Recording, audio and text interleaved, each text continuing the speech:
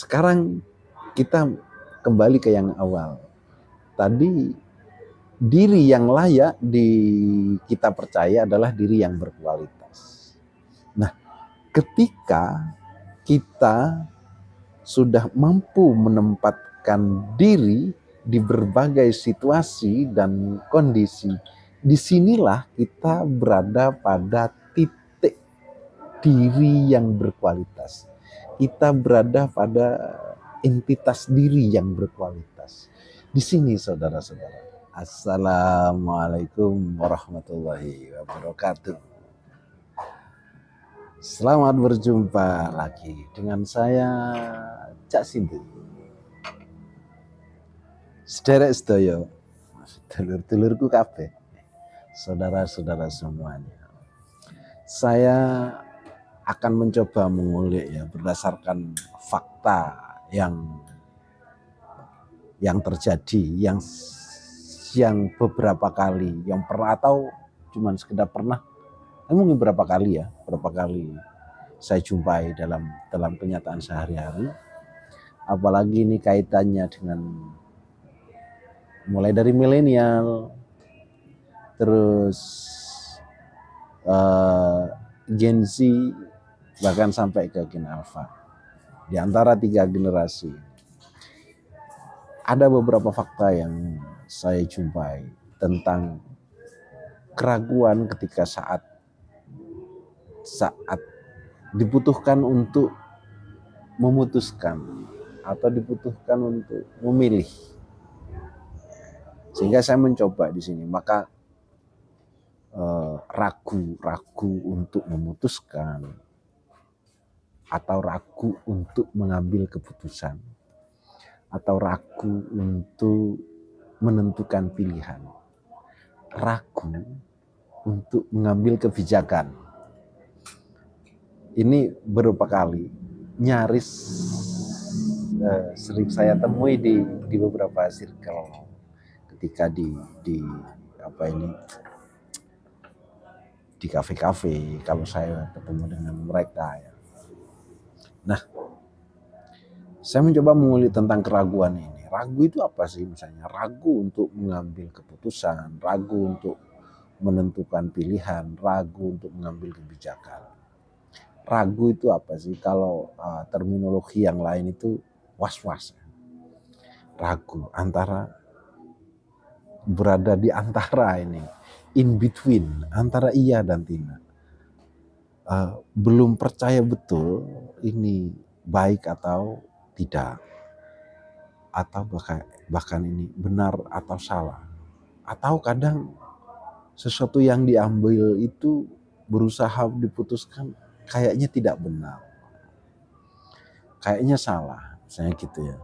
Sehingga sering terjadi kalau misalnya saya jumpa itu, kalau misalnya mau menuju peribadatan, kalau mau berwudu itu ya, kadang sudah diulang-ulang lagi karena ragu. Itu salah satu bentuk was-was itu ya. Nah, situasi bagi saya, situasi psikis ini yang nantinya akan mempengaruhi pada mental, sehingga muncul selalu keraguan-keraguan itu. Jadi berada di antara. Nah, biasanya orang yang ragu untuk menentukan pilihan, ragu untuk mengambil keputusan, ragu untuk mengambil kebijakan, ini biasanya tidak bisa ditaruh di depan, atau misalnya di satu tempat kerja atau di satu organisasi gitu ya, ditaruh di topnya, atau di leadernya. Orang yang punya cenderung ragu ini tidak bisa, karena ada kan seperti yang kita ketahui ya, di satu organisasi itu pimpinan, leader itu kadang dibutuhkan cepat untuk mengambil keputusan, dibutuhkan cepat untuk memilih, dibutuhkan progres yang efektif dan efisien untuk menentukan kebijakan. Ini bagi orang yang punya kecenderungan keraguan itu tidak bisa ditaruh di sini. Nah, nanti saya akan mengulik apa sih yang membuat kecenderungan ragu itu terjadi. Nah baru setelah kira-kira ragu, wawasan sekilasnya seperti itu. Nah ragu untuk mengambil keputusan, ragu untuk menentukan pilihan, ragu untuk mengambil kebijakan. Tentu tiga-tiganya ini ada persamaan, ada perbedaan ya. Kalau keputusan jelas dari kata putus ya.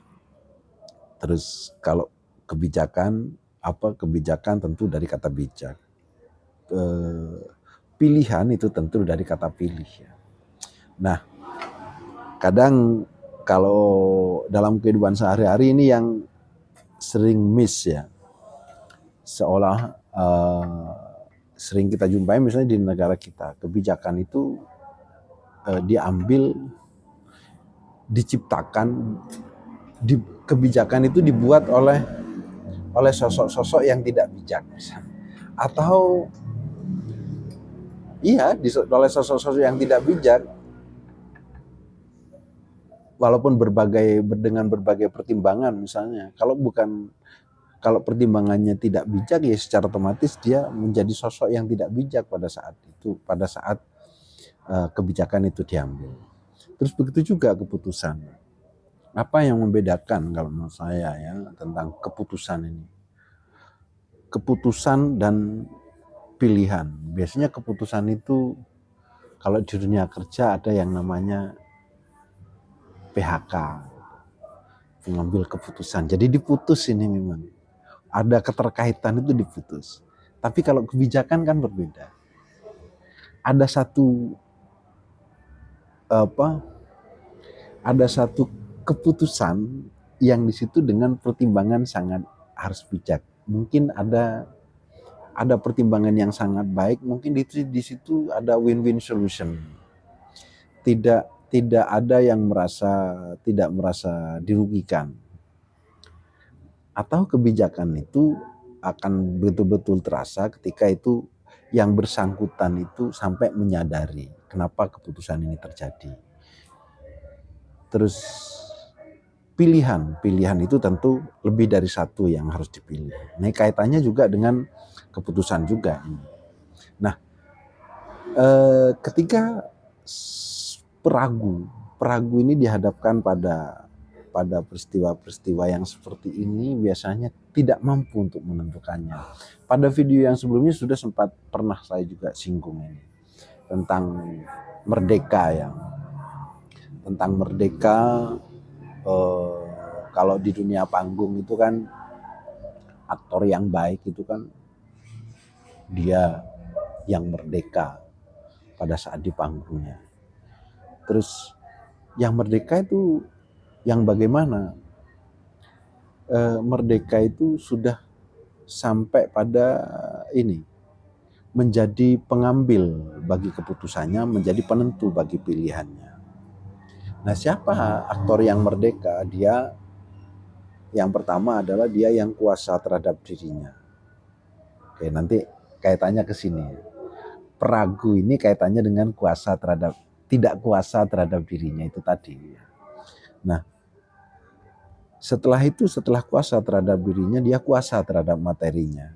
Materi apa? Materi yang mau disampaikan, materi yang mau dipresentasikan, materi yang mau dibicarakan. Terus setelah itu kuasa terhadap panggungnya, stage-nya di mana dia. Terus setelah itu kuasa terhadap penontonnya. Tentu penonton itu adalah kalau dalam sudut pandang komunikasi, penonton itu adalah komunikannya.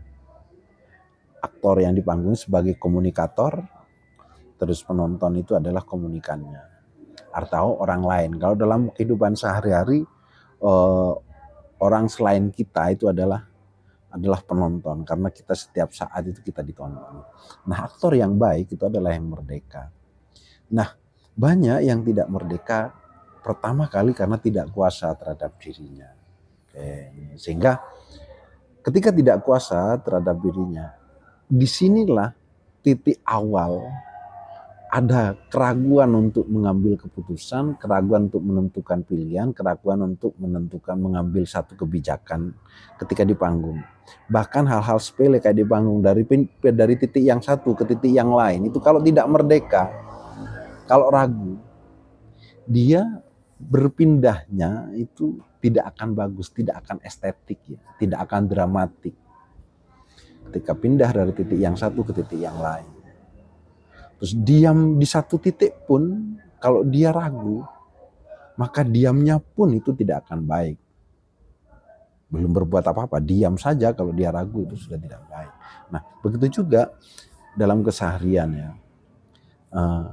Tentu di sini para peragu ini tidak kuasa terhadap dirinya. Baru ini kita akan kulik dari situ.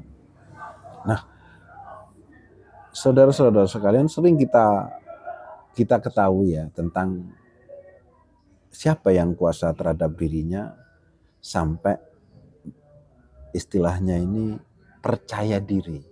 Jadi peragu itu sebenarnya dia tidak percaya pada dirinya bahwa dirinya itu mampu mengambil satu keputusan, bahwa dirinya itu adalah mampu untuk menentukan pilihan, bahwa dirinya itu mampu untuk menentukan kebijakan dengan berbagai pengalamannya dan wawasannya. Nah, ini penting kita kulik, saudara. Sering kalau dengan anak-anak muda khususnya yang mereka yang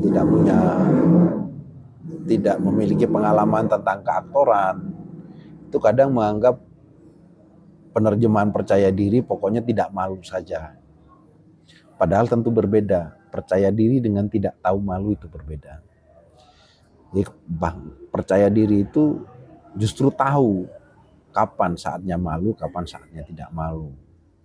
Nah, runutannya ke sini, siapa yang peragu itu kaitannya dengan tidak kuasa terhadap dirinya, kaitannya dengan tidak percaya diri. Nah, percaya diri biasanya begini, saudara-saudara. Sebenarnya kalau kita sedang tidak percaya diri, kata lain, kita sedang sadar bahwa diri kita itu tidak layak untuk kita percayai. Jadi kalau kita sedang tidak percaya diri, kita itu tahu bahwa diri kita tidak layak untuk kita percayai. Nah, sebenarnya diri yang layak untuk dipercayai itu diri yang mana kira-kira? Diri yang layak untuk kita percayai adalah diri yang berkualitas tentunya. Oke. Kalau diri yang berkualitas yang layak kita percayai, secara otomatis kayak tadi, contohnya ya, kita kuasa terhadap diri, kuasa terhadap materinya, kuasa terhadap panggungnya, kuasa terhadap penontonnya. Nah, ini dampak.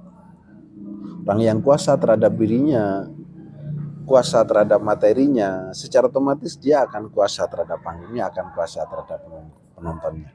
Salah satu unsur dari percaya diri ada di sini. Tapi diri yang berkualitas itu kaitannya dengan kuasa terhadap diri itu tadi. Nah, untuk menuju ke sana itu ada metodenya kalau dalam keaktoran, saudara. Atau dalam perspektif meditasi misalnya gitu. Nah, sering kita mendengar kata meditasi ya. Meditasi itu kaitannya juga dengan sampai percaya pada diri ya. Nah, runutannya pertama begini. Untuk menuju pada diri yang berkualitas sehingga layak untuk kita percayai. Runutan awal itu adalah pemetaan terhadap diri. Pemetaan terhadap diri. Diri yang bagaimana yang dipetakan. Ada pada diri itu ada dua dikotomi ya. Ada kekurangan, ada kelebihan. Nah, dua-duanya ini yang dipetakan. Kalau terminologi yang lain dipetakan itu apa? Kita menggali informasi sebanyak mungkin tentang diri.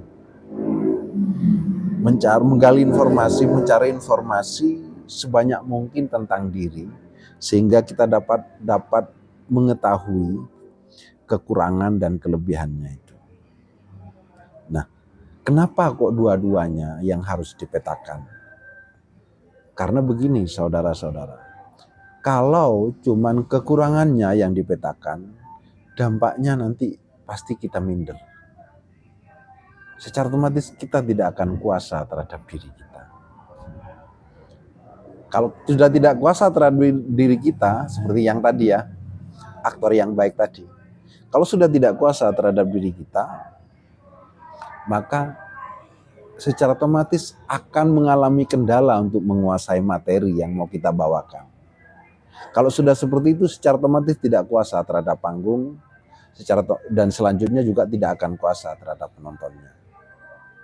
Nah, begitu juga kalau yang kita petakan adalah kelebihan saja, dampaknya kita akan menjadi sombong. Kalau sudah sombong, maka juga tidak akan kuasa terhadap diri kita. Artinya apa? Orang yang kuasa terhadap dirinya itu bukan orang yang minder, bukan orang yang sombong. Oke. Begitu selanjutnya ketika kalau kita bandingkan dengan kita komparasikan dengan aktor yang baik tadi. Orang yang sombong itu tidak akan kuasa terhadap dirinya. Begitu juga kalau sudah tidak kuasa terhadap dirinya, seperti yang saya sampaikan tadi, akan mengalami kendala untuk menguasai materinya, secara otomatis tidak kuasa terhadap panggungnya, begitu juga tidak kuasa terhadap penontonnya. Oke. Oleh karena itu, dua dikotomi ini harus dipetakan. Jadi cara memetakannya supaya diketahui kekurangan dan kelebihannya, galilah informasi sebanyak mungkin tentang diri kita. Baik dalam konteks waktu penelusurannya mulai dari lampau kesekarangan kita, terus apa yang di masa yang akan datang, apa yang kita cita-citakan, itu dipetakan semua. Sehingga nanti dapat diketahui kekurangan dan kelebihan. Nah, kalau sudah mengetahui kekurangan dan kelebihan diri kita, itu nanti secara otomatis akan dapat menghargai diri kita. Akan dapat menghargai diri. Kenapa begitu? Ketika kita sudah dapat menggali informasi sebanyak mungkin tentang diri, sehingga kita tahu kekurangan dan kelebihan, nanti secara otomatis pula, tanpa disengaja ini, secara otomatis pula akan dapat menyadari bahwa orang lain juga punya kekurangan dan kelebihan. Oleh karena itu, kalau sudah menyadari di situ, secara otomatis kita akan dapat menghargai diri kita dari memetakan kekurangan dan kelebihan itu tadi. Itu tahapan selanjutnya, automatically ya dapat menghargai diri kita. Setelah kita dapat menghargai diri kita, next selanjutnya itu kita akan bangga pada diri kita. Beda ya, bangga ya, bukan sombong ya. Kenapa kok beda antara bangga dan sombong ini? Walaupun dalam bahasa Inggris tergantung situasinya, itu sombong itu bisa proud gitu ya. Tapi begitu I'm proud of you, itu tidak mesti sombong, tapi saya bangga. Nah, dapat bangga maka berbeda dengan sombong. Karena apa? Kalau sombong tadi lahirnya cuman pemetaan terhadap kelebihan, akan menjadi sombong. Tapi ini dipetakan kekurangan dan kelebihannya, sehingga dapat menghargai diri, baru bangga pada dirinya. Itu saudara. Nah, setelah dapat bangga pada diri, kita secara otomatis untuk dapat bangga itu tadi melampaui 3 tahap itu tadi ya. Tahapan pertama pemetaan terhadap kekurangan dan kelebihan, lalu secara otomatis dapat menghargai diri, setelah itu bangga pada diri. Nah, ketika sudah melampaui 3 step ini, nanti kita akan mampu menempatkan diri di berbagai situasi dan kondisi. Nah, kalau bahasa panggungnya tadi, kuasa terhadap panggungnya itu tadi ya, menempatkan diri di berbagai situasi dan kondisi. Jadi sadar ruang istilahnya. Maka tadi ketika kuasa terhadap dirinya, kuasa terhadap materinya, selanjutnya kuasa terhadap panggungnya. Jadi ini tadi, ketika lewat 3 tahapan ini akan mampu menempatkan diri di berbagai situasi dan kondisi. Tuh saudara.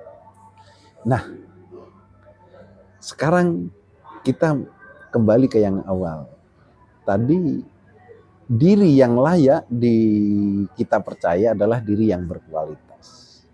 Nah, ketika kita sudah mampu menempatkan diri di berbagai situasi dan kondisi, disinilah kita berada pada titik diri yang berkualitas. Kita berada pada entitas diri yang berkualitas. Di sini saudara-saudara. Nah, kalau sudah seperti ini, maka kita akan percaya diri. Kita akan merasa, akan menyadari bahwa diri kita ini layak untuk kita percayai karena kita sedang berada pada posisi diri yang berkualitas. Runutannya di sana. Jadi artinya apa kalau kita komparasikan, kita review lagi terkait dengan keraguan itu tadi. Para peragu itu sebenarnya ada pada situasi diri yang tidak berkualitas.